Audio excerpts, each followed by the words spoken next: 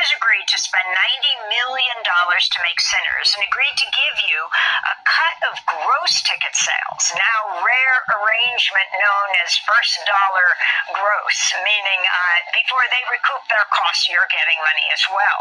Warner also agreed, and this is absolutely key, to relinquish its ownership of the film to you after 20.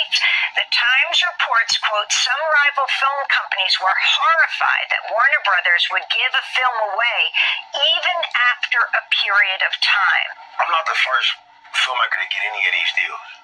You know, and Warner Brothers is not the first studio to provide these deals to a filmmaker. That a lot has been made of my deal in particular.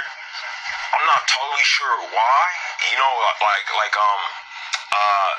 have my guesses. It's your guesses, It's right? not a con.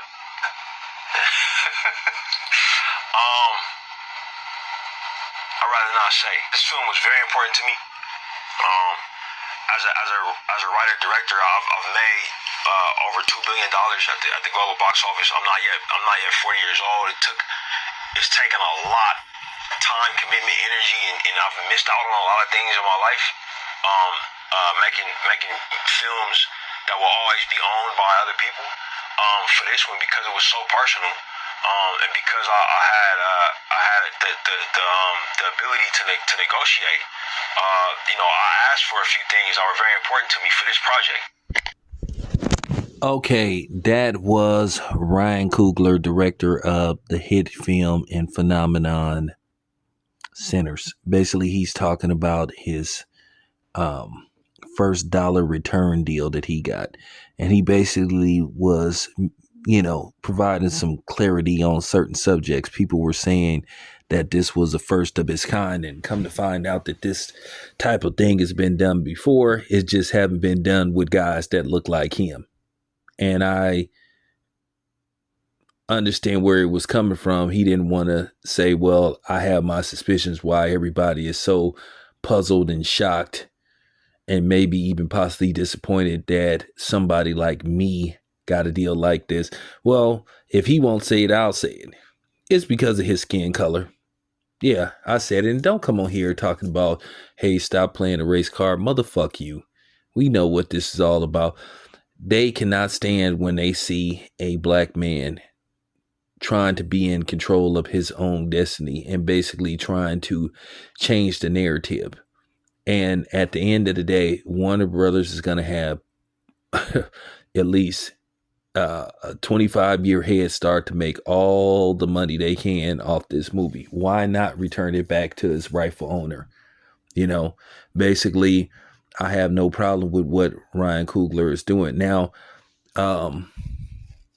in film, sometimes you have what you would have a, you know, back end money deal, or you would have a upfront money deal. And he decided to take first dollar gross, which is good for him.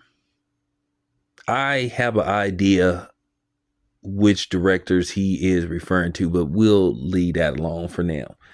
But one person that was smart to take basically a, you know, back end deal was Tom Cruise for Top Gun Maverick. Tom Cruise, for the most part, didn't take really any upfront money. He took back end money off what the movie would do as far as, you know, gross would do. And Top Gun Maverick was the highest grossing film of 2022. It grossed over $1 billion at the box office, and they're saying that Tom Cruise made well over $100 million for that film. So smart on his part, instead of him taking upfront money.